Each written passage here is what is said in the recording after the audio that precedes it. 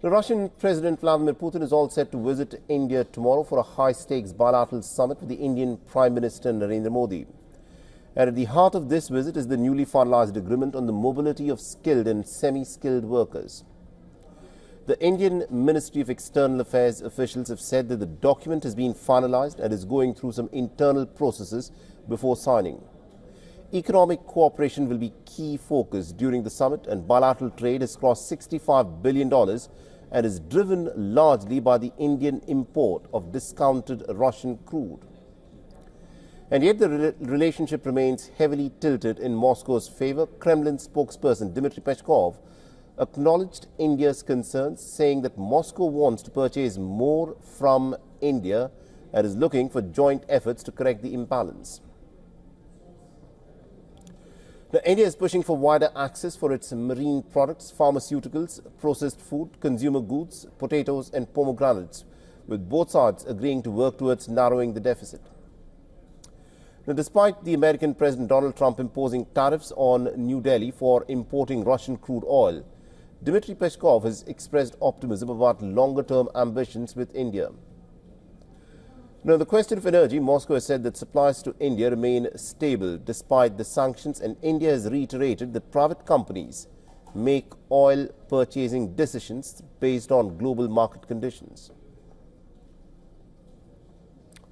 New Delhi is expanding its footprint in Russia with consulates in Kazan and soon Yekaterinburg, alongside the negotiations for a free trade agreement with the Eurasian Economic Union. And during the bilateral summit between the two leaders, talks may also include an additional S-400 missile system and discussions on New Delhi's interest in the Su-57 fifth-generation fighter jet, which the Kremlin spokesperson has called as the best plane in the world at the moment. Civil nuclear cooperation, including compact reactor technology, is also on the table. Additionally, the two leaders are likely to discuss issues related to terror and the ongoing Ukraine conflict. And just days ahead of Putin's arrival, Russia's State Duma approved the Reciprocal Exchange of Logistics Support Pact, RELOS, signed earlier this year. RELOS allows for military, aircraft, ships and personnel from both countries to use each other's facilities for exercises, training, humanitarian missions and disaster relief. Now, Vladimir Putin has praised Russia's rapidly growing trade with India and has said that he will continue to pursue a sovereign economic policy. We